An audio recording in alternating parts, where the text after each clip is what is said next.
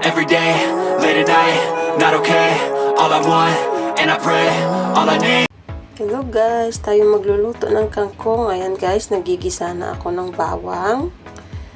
Para yan sa kahit ganyan lang kadami na bawang guys. Ayan, tapos lagay natin ng kangkong. Tapos paglagay natin ng kangkong, takpan lang po natin yan.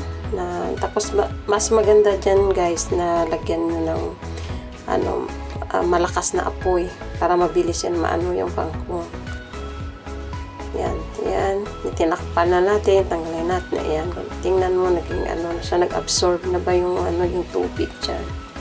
Pagtapos nyan, halo-haluin lang po natin. Huwag sobrang halo talaga. Ganyan lang para na yung sa kabila naman, yung sa baba. Parang sa taas naman maluto.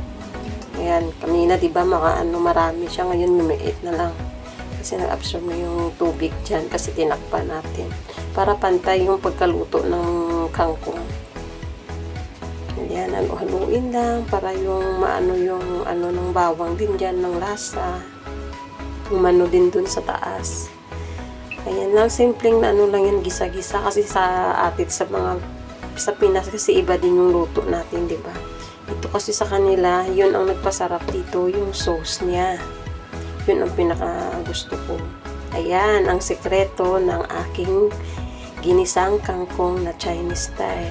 Yan guys, yun. Kita nyo yung pinakita ko. Yan ang sekreto na sauce. Yan siya, basta secret lang. Bawal ko sabihin. Maibat ko lang kung sa Pinas meron yan. Spicy yan sa guys, spicy.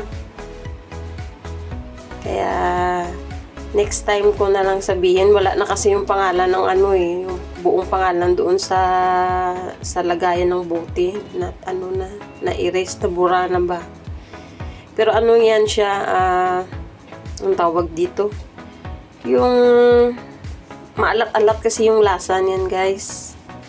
Nakalimutan ko na kung nasa isip ko na, nakalimutan ko kung yung pangalan niya, sorry. Next time na lang. Hindi ko masabi. Kanina ko pa iniisip yung pangalan niya, hindi ko talaga matandaan. Thank you for watching.